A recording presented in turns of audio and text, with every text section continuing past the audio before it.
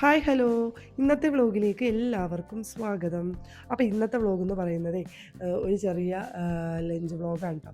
അപ്പോൾ ഈ വ്ലോഗ് ഞാൻ എടുത്ത് വെച്ചത് തിരുവോണത്തിൻ്റെ തലേന്നായിരുന്നു. പിന്നെ ഞാൻ ഇത് അപ്ലോഡ് ചെയ്യാൻ നോക്കിയിരുന്നു. എനിക്ക് ആകെ സുഖമില്ലാണ്ട് ആകെ ബുദ്ധിമുട്ടുകൾ കാര്യങ്ങളൊക്കെ ആയിട്ട് ഇരിക്കുകയായിരുന്നു. സൗണ്ട് ആണെങ്കിലും ആകെ ശരിയായിട്ടില്ല. ഇപ്പോഴും ശരിയായിട്ടൊന്നുമില്ല. പക്ഷേ അന്ന് എടുത്തിട്ട് ഞാൻ കുറച്ച് എഡിറ്റിങ്ങും കാര്യങ്ങളൊക്കെ ചെയ്ത് വെച്ചതായിരുന്നു കേട്ടോ. അപ്പോൾ ഞാൻ നോക്കിയപ്പോൾ വെറുതെ എന്തിനാ കളയണേ, പകുതി വരെ എഡിറ്റ് ചെയ്ത് വെച്ചതല്ലേ, പിന്നെ അത് കളഞ്ഞിട്ട് പിന്നെ പുതിയ വ്ളോഗ് എടുക്കുന്നത് ഭയങ്കര റിസ്ക്കാണ്. കാരണം സുഖമില്ലാണ്ടൊക്കെ ഇരിക്കുമ്പോൾ ആകെപ്പാട് ക്ഷീണവും കാര്യങ്ങളല്ലേ. അപ്പോൾ എങ്ങനെ ഒരു വ്ളോഗ് എടുക്കാനാണ്. അപ്പോൾ ഇന്നത്തെ വ്ളോഗ് ഇതാക്കാമെന്ന് വിചാരിച്ച് ഇടാണ് കേട്ടോ. അപ്പോൾ നിങ്ങൾക്ക് ഈ വ്ളോഗ് ഇഷ്ടപ്പെടുകയാണെങ്കിൽ കൂടെ അത് ഞാൻ എപ്പോഴും പറയുന്ന കാര്യമാണ്. നിങ്ങൾ തരുന്ന സപ്പോർട്ടാണ് എൻ്റെ മുന്നോട്ടുള്ള ഊർജ്ജം എന്ന് പറയുന്നത്. അപ്പോൾ ഇന്ന് ഞാൻ ലഞ്ചിനായിട്ട് ആദ്യം തന്നെ കുറച്ച് ചീരയൊക്കെ മേടിച്ചിട്ടുണ്ട് കേട്ടോ. അപ്പോൾ ഈ ചീരയെന്ന് പറയുന്നത് ഇവിടെ ഉണ്ടായതല്ല, പുറത്ത് ഷോപ്പിൽ നിന്ന് മേടിച്ചതാണ്. അപ്പോൾ ഞാനത് നന്നായിട്ട് തന്നെ കഴുകിയെടുക്കുകയാണ്. ഈ ചീര നന്നായിട്ട് കഴുകിയില്ലെങ്കിൽ അതിൽ മെയിൻ വില്ലൻ എന്ന് പറയുന്നത് പുഴുവാട്ടോ. ഈ ഇലയാവുമ്പോൾ പുഴു ഇരിക്കുന്നത് അറിയില്ല. അതിൻ്റെ അടിയിലൊക്കെ ഈ പുഴു പറ്റി പിടിച്ചൊക്കെ ഇരിക്കും. അത് നന്നായിട്ട് വെള്ളത്തിൽ മുക്കിയിട്ട് പുഴുവുള്ള പോർഷനൊക്കെ ഉണ്ടെങ്കിൽ ഞാൻ കിള്ളിക്കളയും കേട്ടോ. പൊതുവേ ഇതുപോലത്തെ ഷോപ്പിൽ നിന്നൊക്കെ മേടിക്കുന്ന ഇങ്ങനത്തെ ചീരയൊക്കെ ഉണ്ടല്ലോ, അങ്ങനെ പുഴുക്കേടുകളൊന്നും ഉണ്ടാവാറില്ല. അവർ സെയിൽ ചെയ്യാൻ വയ്ക്കുന്നതല്ലേ. അപ്പോൾ അവർ മാക്സിമം നന്നായിട്ട് നല്ല ചീരയൊക്കെ ആയിരിക്കും മിക്കവാറും ഷോപ്പിൽ സെയിൽ ചെയ്യാനായിട്ട് വയ്ക്കുക. പിന്നെ ഞാൻ ഓരോ ചീരത്തണ്ട് പ്രത്യേകം എടുത്ത് അതിൻ്റെ ആ സൈഡിലുള്ള നാരൊക്കെ വലിച്ച് കളയാണ് കേട്ടോ. അപ്പോൾ ഞാൻ എടുത്തപ്പോൾ ഉണ്ടല്ലോ കുറച്ച് തണ്ടുകളൊക്കെ ഇങ്ങനെ ഭയങ്കര ഹാർഡായിട്ടിരിക്കണ്ടായിരുന്നു. അപ്പോൾ പിന്നെ അത് കട്ട് ചെയ്തിട്ട് വേവിച്ചെടുക്കുമ്പോൾ ഒരു തരം ഭയങ്കര ഹാർഡായിട്ടിരിക്കുമല്ലോ എന്നൊക്കെ കരുതിയിട്ട് മൂത്ത തണ്ടുകളൊക്കെ കട്ട് ചെയ്ത് കളഞ്ഞു. പിന്നെ ബാക്കിയുള്ള തണ്ടിൻ്റെയൊക്കെ ആ സൈഡിലുള്ള നാരൊക്കെ ഉണ്ടല്ലോ പീൽ ചെയ്ത് കളഞ്ഞു കേട്ടോ. അപ്പോൾ ഇവിടെ പൊതുവേ അങ്ങനെ എന്നും ഒന്നല്ല, ഇടയ്ക്കിടയ്ക്ക് പോലും ഇങ്ങനെ ചീര മേടിക്കാറില്ല. ഇങ്ങനെ വണ്ടിയിലൊക്കെ പോകുമ്പോൾ ഉണ്ടല്ലോ റോഡ് സൈഡിൽ ഇങ്ങനെ വിൽക്കണയൊക്കെ കാണുമ്പോൾ അപ്പം അങ്ങനെ മേടിക്കും. അങ്ങനെയൊക്കെയാണ്. അപ്പം നല്ല ഫ്രഷ് ചീരയൊക്കെ കിട്ടുമല്ലോ. അപ്പോൾ അവിടെ മേടിക്കാനായിട്ട് ചിലപ്പോൾ പറയും ഞങ്ങൾ വീട്ടിൽ സ്വന്തമായിട്ട് കൃഷി ചെയ്യണമെന്നൊക്കെ പറയുമ്പോൾ പിന്നെ മേടിക്കാനുള്ള ഒരു ആഗ്രഹം തോന്നും. അങ്ങനെ മേടിക്കുന്നതാണ് കേട്ടോ. പിന്നെ അതെന്താണ്, ഞാനത് കട്ട് ചെയ്തെടുക്കുകയാണ്. എനിക്കാണെങ്കിൽ ഈ ചീര കട്ട് ചെയ്യണത് കുറച്ച് പാടാട്ടോ. ബാക്കിയുള്ള വെജിറ്റബിൾസ് ആണെങ്കിൽ നമുക്ക് മറ്റേ ഈ കട്ട് ചെയ്യണ സംഭവമുണ്ട്, ഈ ചോപ്പറുണ്ട്, ചോപ്പറിലിട്ട് വലിക്കാം. പക്ഷേ ചീര നമുക്ക് അങ്ങനെ കട്ട് ചെയ്തെടുക്കാൻ പറ്റില്ല. അതുകൊണ്ട് തന്നെ ഞാൻ കുറച്ച് ടൈം എടുത്താണ് ചീര കട്ട് ചെയ്തെടുക്കാറ്. ആദ്യം ഒരു റൗണ്ട് മൊത്തത്തിൽ കട്ട് ചെയ്തെടുക്കും. പിന്നെ എല്ലാം കൂടി ചേർത്തിട്ട് ഞാൻ ഒന്നും കൂടി കട്ട് ചെയ്തെടുക്കും കേട്ടോ. അങ്ങനെ അവസാനം ഞാനത് തീരെ നൈസാക്കിയിട്ടാണ് കട്ട് ചെയ്തെടുക്കാറ്. ശരിക്കും പറഞ്ഞാൽ അത്ര വലിയ കട്ടാക്കണ്ടെന്ന് പലപ്പോഴും എനിക്ക് തോന്നാറുണ്ട്. കാരണം ഈ ചീരയൊക്കെ വെന്ത് കിട്ടാനൊക്കെ ഭയങ്കര എളുപ്പമാണ്. ഒരു ആവി വരുമ്പോഴത്തേക്കും വെന്ത് വരും. പിന്നെ എന്തിനാന്ന് ഓർക്കുമ്പോൾ എന്തിനാ ഇങ്ങനെ കഷ്ടപ്പെട്ട് നൈസാക്കണേന്ന് പലപ്പോഴും എനിക്ക് തോന്നാറുണ്ട് കേട്ടോ. പക്ഷേ എനിക്ക് എന്തോ ഒരു മനസ്സിന് തൃപ്തി വന്നു ഇതുപോലെ നൈസായിട്ട് തന്നെ കട്ട് ചെയ്തെടുക്കണം. അങ്ങനെ ഞാൻ എൻ്റെ ചീരയൊക്കെ നന്നായിട്ട് കുനുകുനാന്ന് കട്ട് ചെയ്തെടുത്ത് മാറ്റി അങ്ങോട്ട് വെച്ചു കേട്ടോ. അപ്പോഴേക്കും ദേ ഇവിടെ ഫിഷൊക്കെ കൊണ്ടുവന്ന് വെച്ചിട്ടുണ്ടായിരുന്നു. ഇന്ന് മേടിച്ച ഫിഷ് എന്ന് പറയുന്നത് പിരാനിയാട്ടോ. അപ്പോൾ നിങ്ങൾ വിചാരിക്കും മറ്റേ കടൽ പിരാനിയാണോയെന്ന്. ഇതല്ല കേട്ടോ. ഇത് നമ്മുടെ നാട്ടുപുറത്തെ കുളങ്ങളിലൊക്കെ വളർത്തിയെടുക്കുന്ന ഒരു നാട്ടു മത്സ്യമാണ് പിരാന. അപാര ടേസ്റ്റായിട്ടോ, ഒന്നും പറയാനില്ല. ഇത് വെച്ച് കറി ഉണ്ടാക്കിയാലും അതുപോലെ ഫ്രൈ ചെയ്താലും ഭയങ്കര ടേസ്റ്റാണ്. അപ്പോൾ ഇവിടെ കുട്ടികൾക്ക് എല്ലാവർക്കും ഭയങ്കര ഇഷ്ടമാണ് കേട്ടോ. ഒരു കുഴപ്പമില്ല. അപ്പോൾ നമ്മൾ അത് കുറച്ച് മേടിച്ചിട്ട് കുറച്ച് കറി വയ്ക്കാനും ഫ്രൈ ചെയ്യാനായിട്ട് അങ്ങനെ മാറ്റി വയ്ക്കുകയാണ് കേട്ടോ. അപ്പോൾ ഇത് കട്ട് ചെയ്തിട്ട് എനിക്ക് കൊണ്ടുവന്നത്, അതുകൊണ്ട് തന്നെ നമുക്ക് എളുപ്പമുണ്ടായിരുന്നു. ഇനി നേരെ ഡയറക്റ്റ് ഇങ്ങോട്ട് കറി വെച്ചാൽ മതിയല്ലോ അല്ലേ. അപ്പോൾ അപ്പോഴേക്കും പൂച്ച മണം അടിച്ചിട്ട് പുറത്തേന്ന് കയറി വന്നു കേട്ടോ. അപ്പോൾ ഇതിങ്ങനെ വന്നിങ്ങനെ മണം അടിച്ചിങ്ങനെ നടക്കുക. അപ്പോൾ ഞാൻ അതിൻ്റെ ഒരു ചെറിയ പീസ് എടുത്ത് പൂച്ചയ്ക്ക് കൊടുത്തിട്ടുണ്ടായിരുന്നു കേട്ടോ. പിന്നെ ഞാൻ ഫ്രൈ ചെയ്യാനുള്ള ഫിഷും കൂടെ എടുത്ത് വയ്ക്കുകയാണ്. അപ്പോൾ ഇത് ഫ്രൈ ചെയ്യുന്നതിൻ്റെ ഒപ്പം തന്നെ ചീരയ്ക്കുള്ള മഞ്ഞൾപ്പൊടി, ഞാൻ ഈ ചീരയിൽ കുറച്ച് മഞ്ഞൾപ്പൊടി ഉപ്പും കൂടി മിക്സ് ചെയ്ത് ഇങ്ങനെ വയ്ക്കും കേട്ടോ. എന്നിട്ടാണ് ഞാൻ തോരൻ വയ്ക്കാറ്. ഞാൻ അങ്ങനെ ചെയ്യാറ്.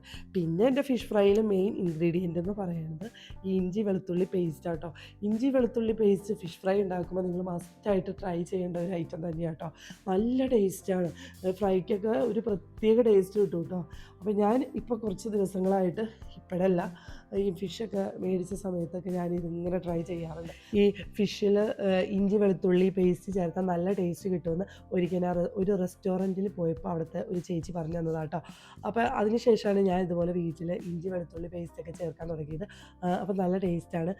അപ്പോൾ ഞാൻ ഇടയ്ക്കൊക്കെ ഉണ്ടല്ലോ ഇപ്പോൾ എൻ്റെ കയ്യിൽ വെളുത്തുള്ളിയുടെ ഇഞ്ചിയുടെ പേസ്റ്റ് ഉള്ളതുകൊണ്ട് ഡയറക്റ്റ് ഞാൻ അങ്ങോട്ട് ചേർത്തു. ഇതില്ലാത്ത സമയത്ത് ഞാൻ മിക്സിയുടെ ജാറിലേക്ക് പൊടികളൊക്കെ ചേർത്തതിൻ്റെ കൂടെ ഇഞ്ചി വെളുത്തുള്ളി കട്ട് ചെയ്തിടും കേട്ടോ. എന്നിട്ട് അത് അരച്ച് പേസ്റ്റ് രൂപത്തിലാക്കിയിട്ട് ആ പേസ്റ്റ് കൊണ്ട് തന്നെ ഫ്രൈ ചെയ്യാനുള്ള ഫിഷിലേക്ക് തട്ടിയിട്ട് കൊടുക്കുകയാണ് ചെയ്യാറ്.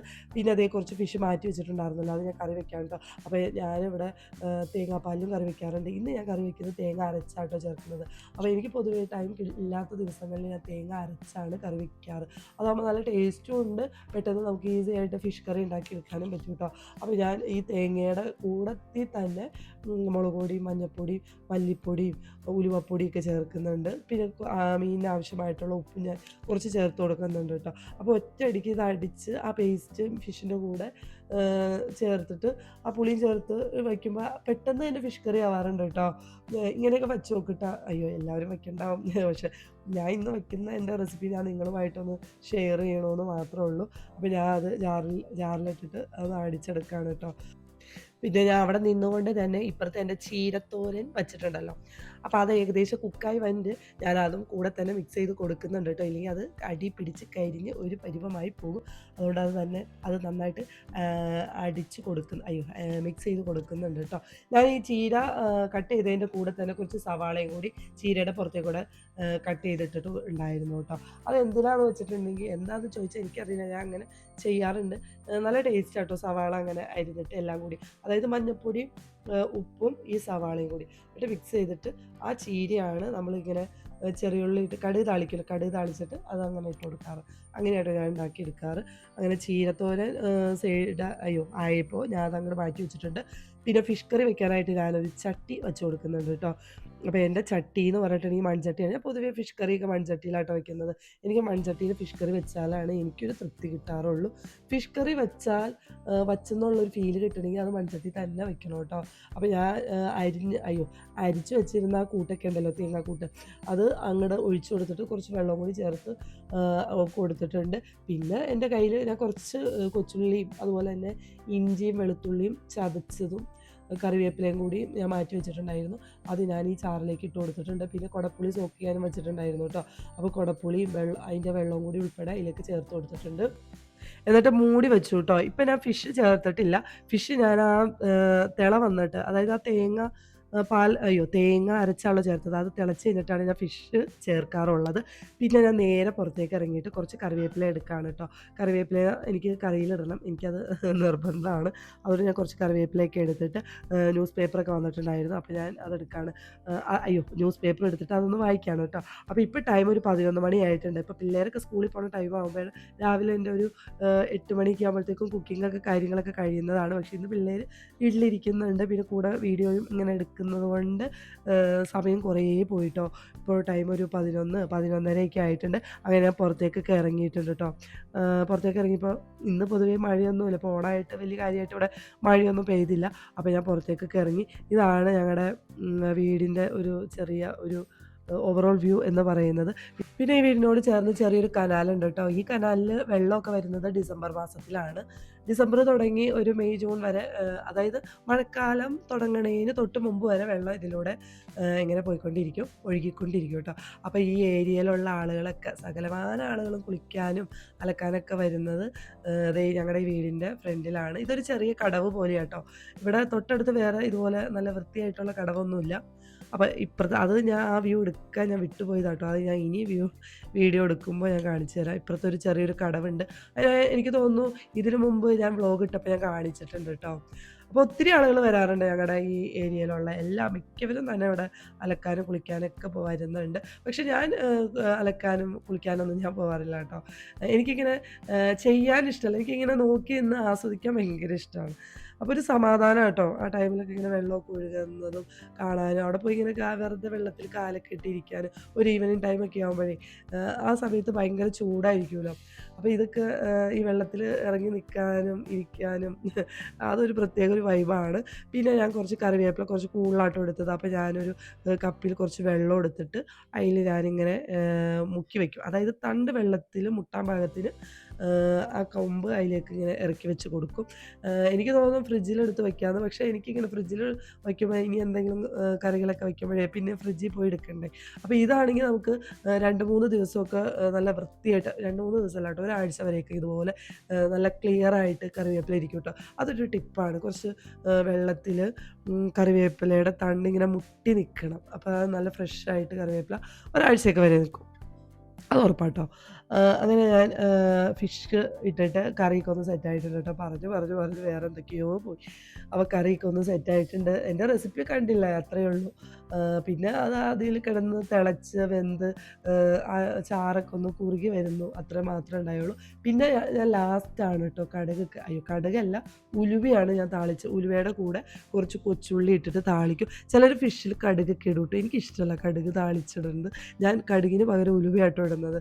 ഉലുവ ഇട്ടിട്ട് വെളിച്ചെണ്ണയിൽ പൊട്ടിച്ചെടുത്തിട്ട് കുറച്ച് കൊച്ചുള്ളിയും കറിവേപ്പിലയും ഇടും. പിന്നെ വറ്റൽമുളക് എൻ്റെ കയ്യിൽ ഇല്ലാത്തതുകൊണ്ട് ഞാൻ ഇടണില്ല. പിന്നെ അതിന് പകരം കുറച്ച് മുളക് പൊടി ഇടും കേട്ടോ. മുളക് പൊടി ഇടുമ്പോൾ കരിയാണ്ട് ശ്രദ്ധിക്കണം. അതുകൊണ്ട് ഞാൻ കുറച്ചിട്ടിട്ടാണ് അത് ആ പ്രൊസീജിയർ ചെയ്യാറുള്ളൂ. പിന്നെ ആ താളിപ്പ് ഞാൻ ആ ഫിഷ് കറിയിലേക്ക് ഇടുമ്പോൾ നല്ല ടേസ്റ്റാണ് കേട്ടോ. ഈ രീതിയിൽ എങ്ങനെയൊക്കെ ഏതൊക്കെ ഫിഷ് കറി വെച്ചാലും അപാര ടേസ്റ്റാണ്. അപ്പോൾ ഇതുപോലെയൊക്കെ ഒന്ന് ട്രൈ ചെയ്ത് നോക്കുക. പക്ഷെ നല്ല സിമ്പിളാട്ടോ. നമ്മൾ തേങ്ങാപ്പാലിൽ കറി വെക്കുന്നതിലും കുറച്ചും കൂടി സിമ്പിളും ടേസ്റ്റി ആയിട്ട് എനിക്ക് തോന്നിയിട്ടുള്ളത് ഇതുപോലെ തേങ്ങ അരച്ച്, അതായത് ആ തേങ്ങയുടെ കൂടെ തന്നെ നമ്മൾ മസാലകളൊക്കെ ചേർത്ത് അരച്ചെടുക്കുമ്പോഴാണ് എനിക്ക് കുറച്ചും കൂടി അങ്ങനെയാട്ടോ ടേസ്റ്റ് തോന്നിയേക്കണത്. എനിക്ക് അങ്ങനെയാണ്. പിന്നെ ചിലവർക്ക് ഇങ്ങനെ കുറുകുറുപ്പ് കൂടുതൽ ഇഷ്ടമല്ലാത്തവരാണെന്ന് തോന്നുന്നു ഈ തേങ്ങാപ്പാലിൽ കറി വെച്ചെടുക്കുന്നത്. അപ്പോൾ നമ്മൾ തേങ്ങ അരച്ച് ചേർക്കുമ്പോൾ കുറുകുറുപ്പ് ഒരുപാട് ഇഷ്ടമല്ലാത്തവർക്ക് അത് വെള്ളം ഒഴിച്ചിട്ട് അത് അഡ്ജസ്റ്റ് ചെയ്തെടുക്കാവുന്നതേ ഉള്ളൂ. അപ്പോൾ അങ്ങനെ നമ്മുടെ ഫിഷ് കറി ഒരിടത്ത് സെറ്റായി. അത് നമ്മൾ അപ്പുറമായിട്ട് മാറ്റി വെച്ചിട്ടുണ്ട് കേട്ടോ. പിന്നെ കുറച്ച് റൈസ്. അപ്പോൾ ഞാനിവിടെ പിള്ളേർ സ്കൂളിൽ പോകാത്ത ദിവസം ഏറ്റവും ലാസ്റ്റാണ് ഞാൻ അരി അടുപ്പത്തിടുന്നത്. കാരണം പലപ്പോഴും ഉണ്ടല്ലോ, സത്യം പറഞ്ഞാൽ എനിക്ക് പലപ്പോഴും പറ്റുന്നൊരു കാര്യമാണ്, നമ്മൾ കറികളൊക്കെ ഉണ്ടാക്കി വയ്ക്കും കേട്ടോ. അവസാനം ചോറ് എടുക്കാൻ നേരത്ത് ചോറുണ്ടാവില്ല, ഞാൻ മറന്നു പോയിട്ടുണ്ടാവും. അപ്പോൾ പിള്ളേർ സ്കൂളിൽ പോകുന്ന ദിവസമാണെങ്കിൽ നമ്മൾ ആദ്യം പോയിട്ട് കുക്കറിലേക്ക് ഇടുന്നത് റൈസാണ്.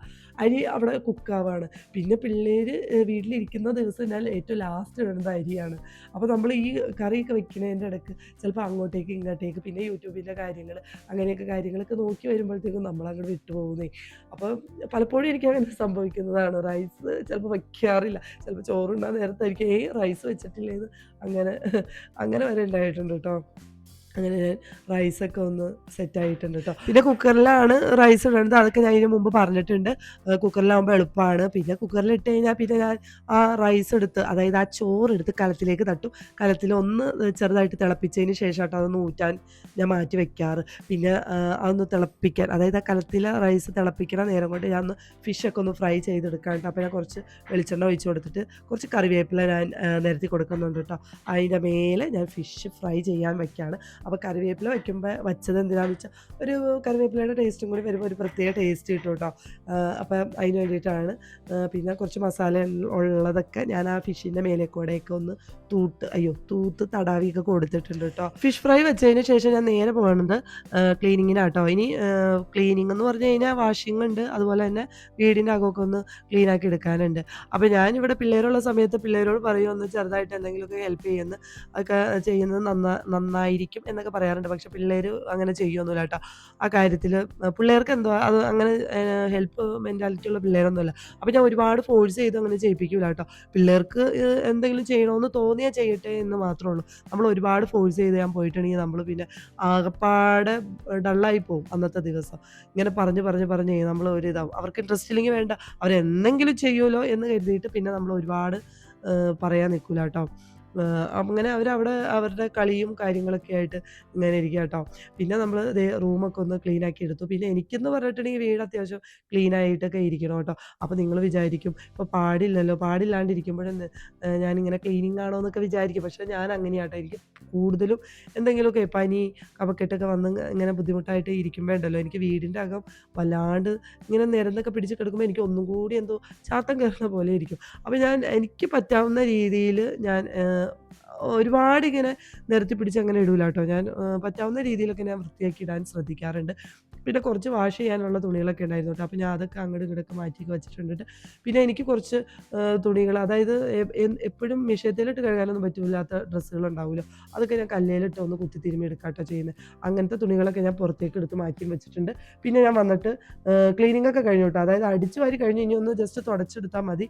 നമ്മൾ ഡെയിലി യൂസ് ചെയ്യുന്ന നമ്മുടെ മെയിനായിട്ടുള്ള സ്പെഷ്യൽ പ്ലേസസ് ഒക്കെ ഉണ്ടാവുമല്ലോ. എൻ്റെ സ്പെഷ്യൽ പ്ലേസസ് എന്ന് പറയുന്നത് എൻ്റെ കിച്ചൺ തന്നെയാണ് കേട്ടോ. ഞാൻ ഒരു 24 മണിക്കൂർ മണിക്കൂർ ഉണ്ടെങ്കിൽ അതിൽ കൂടുതൽ ടൈം സ്പെൻഡ് ചെയ്യുന്നത് കിച്ചണിലായിരിക്കും. അപ്പോൾ നിങ്ങൾ വിചാരിക്കും ഞാൻ ഈ കിച്ചണിൽ 24 മണിക്കൂർ കുക്കിംഗ് ആണോ എന്ന്. അതൊരിക്കലും അല്ല കേട്ടോ. നമ്മുടെ കുക്കിങ്ങും കാര്യങ്ങളൊക്കെ കഴിഞ്ഞിട്ട് എൻ്റെ ഈ കിച്ചൺ നിങ്ങൾ കണ്ടില്ലേ, ഈ കിച്ചണിൻ്റെ ആ വിൻഡോ സൈഡിൽ വന്നിട്ട് അവിടെ ഒരു ചെയർ ഉണ്ട് കേട്ടോ. ആ ചെയറിലിരുന്ന് പുറത്തേക്കൊക്കെ നോക്കി എൻ്റെ യൂട്യൂബിലെ കാര്യങ്ങളൊക്കെ ഞാൻ ചെയ്യുന്നതും വോയിസ് ഓവർ കൊടുക്കുന്നതും എഡിറ്റിങ്ങും കാര്യങ്ങളെല്ലാം ഞാൻ ഇവിടെ ഇരുന്നാട്ടോ ചെയ്യുന്നത്. ഞാൻ വേറെ ബെഡ്റൂമിലേക്കോ വേറെ സിറ്റ് ഔട്ട് ഏരിയകളിലേക്കോ ഒന്നും പോകാറില്ല. പിന്നെ കൗണ്ടർ ടോപ്പൊക്കെ ഒന്ന് ക്ലീൻ ആക്കി അതിന് ശേഷം ഞാനൊന്ന് കബോർഡൊക്കെ ഒന്ന് ക്ലീൻ ആക്കി കൊടുക്കുന്നുണ്ട് കേട്ടോ. അപ്പോൾ ചെറിയ പ്ലാന്റ്സ്, അതായത് പോട്ട്സിൽ കുറച്ച് പ്ലാന്റ്സ് ഒക്കെ വെച്ചിട്ടുണ്ടായിരുന്നു. അതിൻ്റെ വെള്ളമൊക്കെ ഒന്ന് കളഞ്ഞിട്ട് ആ പോട്ടൊക്കെ ഒന്ന് റീസെറ്റ് ചെയ്ത് വയ്ക്കുന്നുണ്ട്. കബോർഡൊക്കെ ഞാൻ ഡീപ്പായിട്ട് ക്ലീൻ ചെയ്യണത് ഇടയ്ക്ക് വല്ല കാലത്തേക്ക് കേട്ടോ. നമ്മൾ ഡെയിലി ക്ലീൻ ചെയ്യാൻ നോക്കിയിട്ടുണ്ടെങ്കിൽ അത് നടക്കണ കാര്യമേ അല്ല. എനിക്ക് പിന്നെ ഇത്രയൊക്കെ ഉള്ളൂ ഇന്നത്തെ ജോലിയും കാര്യങ്ങളും. ഇനി നേരെ പോയി ഒന്ന് കുളിക്കണം, ഫുഡ് കഴിക്കണം, അത്രയൊക്കെ ഉള്ളൂ.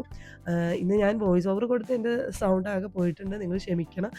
എന്തൊക്കെയായാലും എൻ്റെ ഇന്നത്തെ വ്ളോഗ് എല്ലാവർക്കും ഇഷ്ടപ്പെട്ടു എന്ന് വിചാരിക്കുകയാണ് കേട്ടോ. അപ്പോൾ ഞാൻ അതിൻ്റെ ഫുഡൊക്കെ, അതായത് കുറച്ച് ഈ കോളിഫ്ലവർ ഉണ്ടല്ലോ, അത് പാവയ്ക്ക കറിക്ക് വയ്ക്കണ പോലെ ഞാൻ വറുത്തരച്ച് വെച്ചിട്ടുണ്ടായിരുന്നു. അതുണ്ടായിരുന്നു. ഫിഷ് കറി, ഫിഷ് ഫ്രൈ, അച്ചാർ, പിന്നെ ചീരത്തോര. ഇത്രയൊക്കെയായിരുന്നു ഇന്നത്തെ കറികളെന്നൊക്കെ പറയുന്നത്. ഇനി ഞാനിരുന്ന് കഴിക്കട്ടെ. പിള്ളേർക്കൊക്കെ ഞാൻ കൊടുത്തിട്ടുണ്ടായിരുന്നു കേട്ടോ. അപ്പോൾ ഞാൻ കുളിയൊക്കെ വന്നിരുന്ന് കഴിക്കുകയാണ്. അപ്പോൾ ഇന്നത്തെ വ്ളോഗ് ഇത്രയേ ഉള്ളൂ. എല്ലാവർക്കും ഇഷ്ടപ്പെട്ടു എന്ന് വിചാരിക്കുകയാണ് കേട്ടോ. എൻ്റെ സൗണ്ടൊക്കെ ഇന്ന് മോശമാണ്. നമ്മളിങ്ങനെ വോയിസ് ഓവർ ഇങ്ങനെ ഈ ടൈമിൽ കൊടുക്കുന്നത് കൊണ്ട് പറ്റുന്നതാണ് കേട്ടോ. അപ്പോൾ എല്ലാവരും ഒന്ന് സഹിക്കുക, പിന്നെ സപ്പോർട്ട് ചെയ്യുക കേട്ടോ. അപ്പോൾ ഈ നെക്സ്റ്റ് വീഡിയോ വരുന്നവരെല്ലാവർക്കും tata bye bye. See U.